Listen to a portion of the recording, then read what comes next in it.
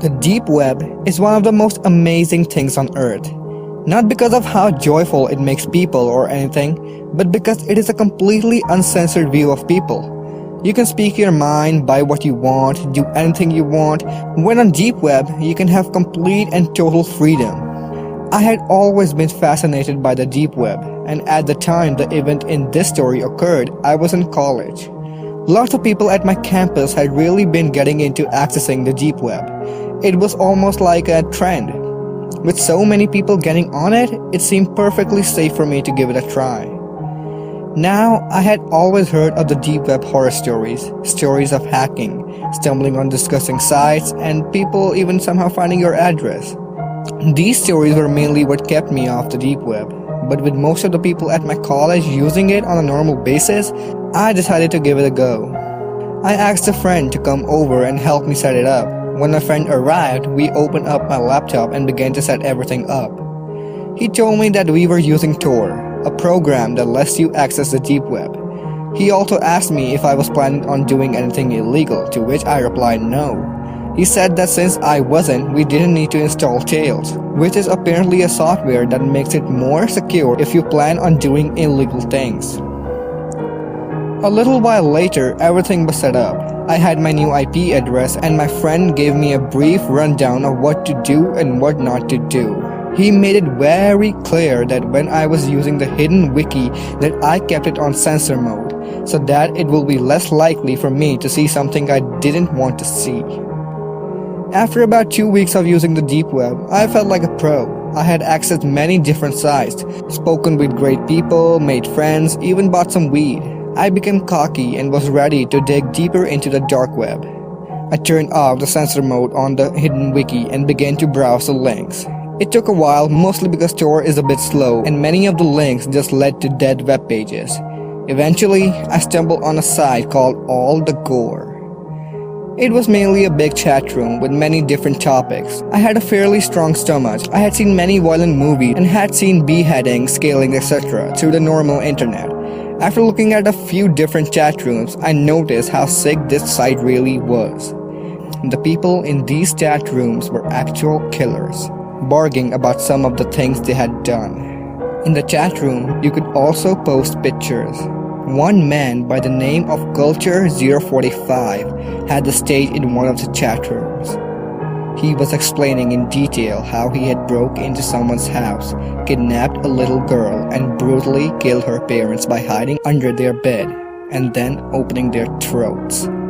He then explained how he brought the little girl back to his home, raped her, beat her, and cut her up. I didn't think he was telling the truth at first, but then he posted pictures.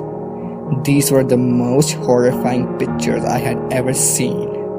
Close-ups of the poor 8 to 10-year-old girl being brutally raped, beaten, and cut with a knife. Culture keep posting pictures. The new ones were of the girls tied to a chair, bleeding, crying, throwing up, etc. Then he showed a picture of him with a drill, drilling into her skull. The most haunting part is that while he was doing it, he was looking at the camera with sheer joy on his face. I had seen enough and typed in the chat room window, "You people are sick and deserve to die. How can you sleep at night?" Immediately, people began making fun of me, saying that I was just as helpless and ignorant as the little girl in the picture, and that I should get off the big boy part of the internet. They began saying I was a pussy and calling me an empath. When Culture typed something in the chat box, he said, "Really? Where do you live, buddy? I'm sure everybody will love to see you on this side." I then made the biggest mistake of my life and typed in, "I'm calling the police and having this site shut down." Less than a minute later, everything on the site went black, and a new chat box appeared in green. In it, someone named Admin1 typed in the box. He said, "Call the cops and you will regret it." I didn't type anything in the box and reached for my cell phone. What happened next haunts me to this day. My phone said I had a new message. I opened it and it said, "Call the police and you're dead." There was no number. It didn't even say unknown number. It was just blank. I looked back at my laptop and saw my webcam light turn on. I quickly covered it, but I saw on the screen a picture of me looking at my phone. I got wildly and froze for a moment when the admin typed again. "Put the phone down right now and uncover your webcam." I put my phone down but kept the webcam covered when he typed again. "Okay then, be like that." Right after he posted my full name, age and address in the chat box and typed, "It would be shame if you and your college buddies went missing, wouldn't it?" he said. I then did as he said and uncovered my webcam. He then told me to follow his instruction on how to make it impossible for me to reach the site again. I followed each and every one. When I finished, I got a text that said, "Now don't ever try and come back."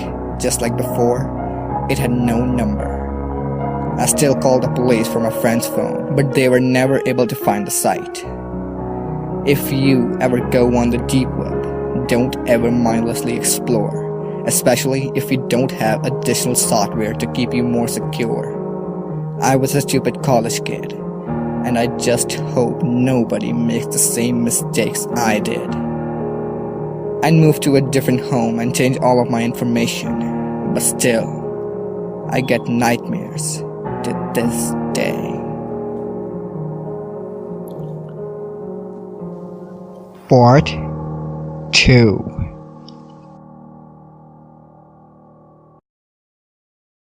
This happened to me a few days after my original story about the deep web here.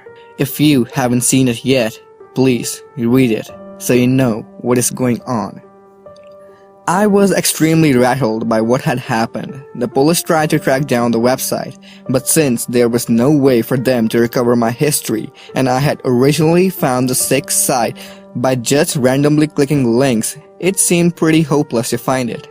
The police told me to change all of my information about myself and to move in with a friend. After changing pretty much all of my information, I decided to move in with my friend David. David was an extremely honest, hardworking person. He never went to parties, slacked off, got drunk high. He was very dedicated to finishing college. In fact, he was one of the kids I knew at the time who wasn't getting on the deep web regularly. I told him all about my experience with the deep web, and that's mostly why he agreed to let me stay with him. One night, we were both studying very late when my phone went off. I looked to see who had texted me and saw that the person sending the message had no number, just like the last time. I read it. "Check your computer." There was nothing else to it. Just one simple instruction. I opened my laptop, and when I did, I noticed that I didn't have control of my mouse. I tried to move it, but the mouse had just moved on its own. Someone had remote access to my computer somehow. I never gave anyone remote access before. I tried a whole bunch of keyboard commands, but not a single one worked. I noticed that whoever had control of my laptop was downloading a software, most likely malware, but there was nothing I could do. I heard my phone go off again, and this time the message said, "Look out your window."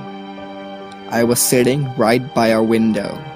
I didn't know which window the guy was referring to, so I looked out the one I was sitting at. I didn't know which window the guy was referring to, so I looked out the window I was sitting by and saw a man in the parking lot leaning up against a white van. He had a phone in his hand, and when I looked at him, he nodded. My phone went off again. Type in and hold down Shift-Alt-F5 at the same time to activate the software. I called in David to my room to show him what was going on. He seemed just as nervous as I was, but with the man just outside our window, we didn't want to anger him. David called the police right away and told me that they would be there soon. I didn't activate the software and just sat there. Eventually, I got another text.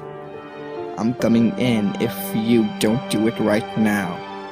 I didn't know what he or the person in control of my computer could do it, but I didn't dare to ask. At the same time though, I was 99% sure this program had malware or spyware or something that would be very harmful to my computer. So I refused to activate it. David grabbed a baseball bat just in case. The man outside tried to come in about 5 minutes later. We heard the doorknob turning. It was locked, but we then heard banging at the door. We both freaked out, and I looked out the window again. Sure enough, the man and the van were gone. The banging on the door got more and more violent until eventually we heard a horrible scratching sound. It lasted a few more minutes and then we heard footsteps walk down the hallway and eventually fade away. I received another text. "We will be back." That really got to me. When the cops arrived, they told me to look at my door. I followed them back out into the hallway and saw engraved in our door my name. The police began investigating the whole building and they had a tech police officer come in and look in my computer. He began to do scans and investigate the weird software on my laptop. Eventually he managed to close and remove it and told me that my laptop isn't safe.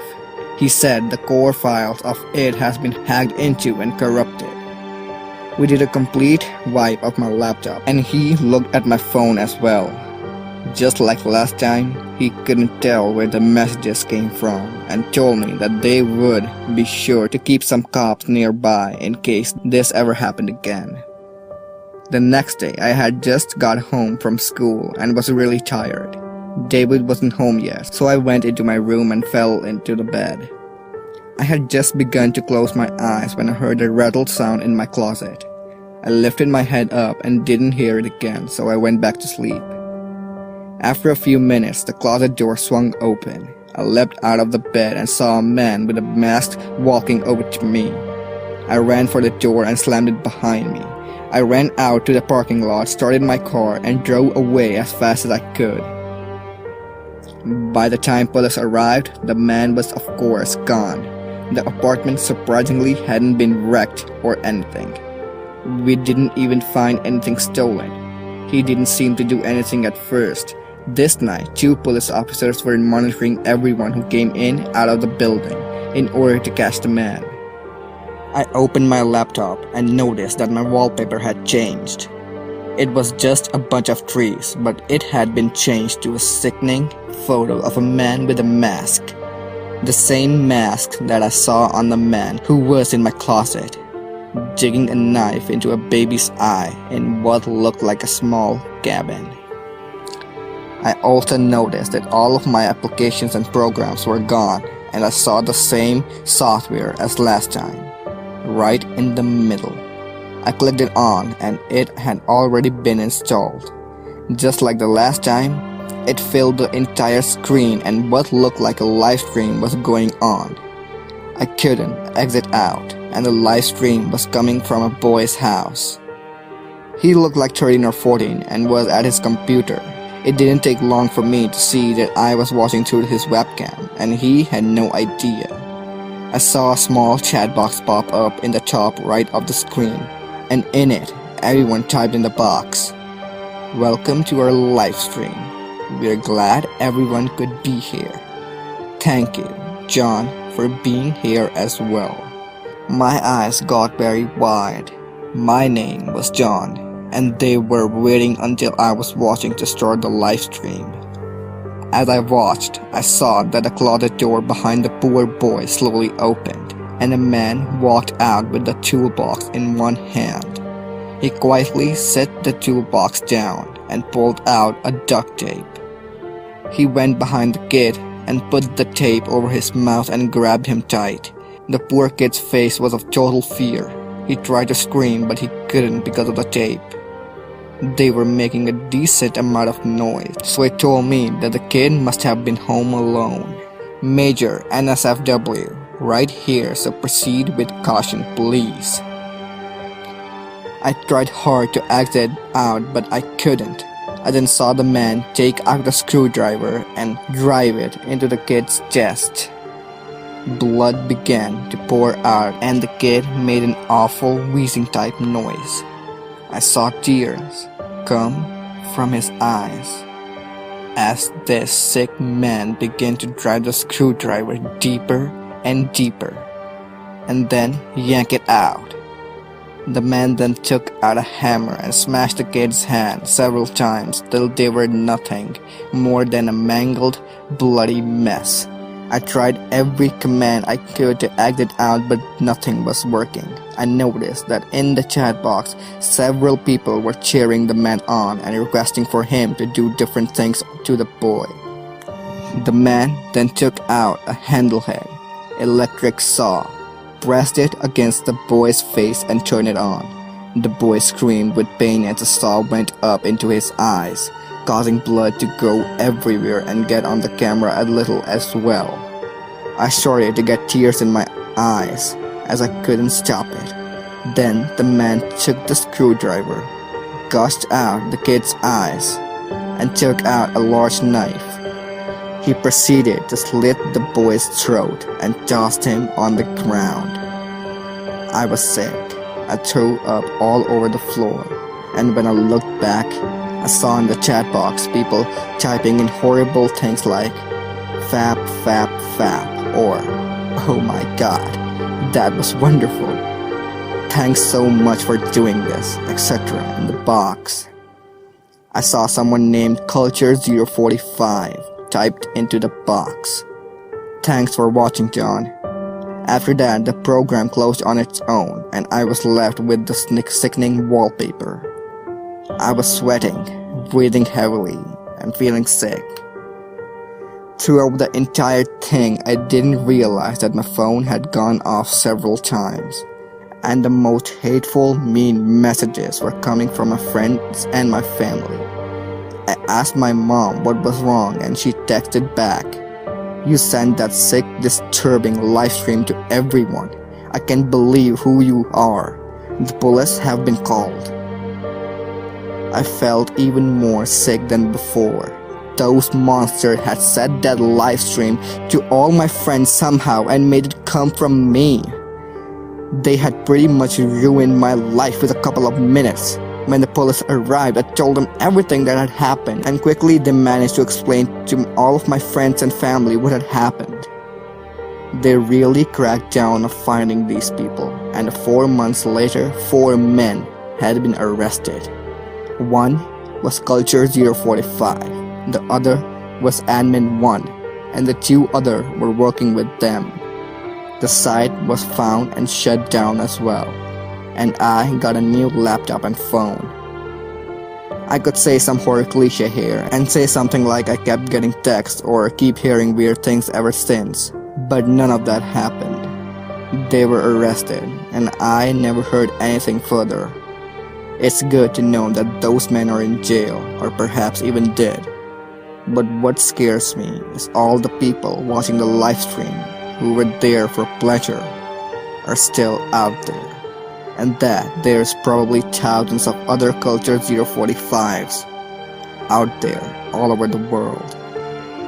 If you ever go on the deep web, make damn sure you're as careful as possible.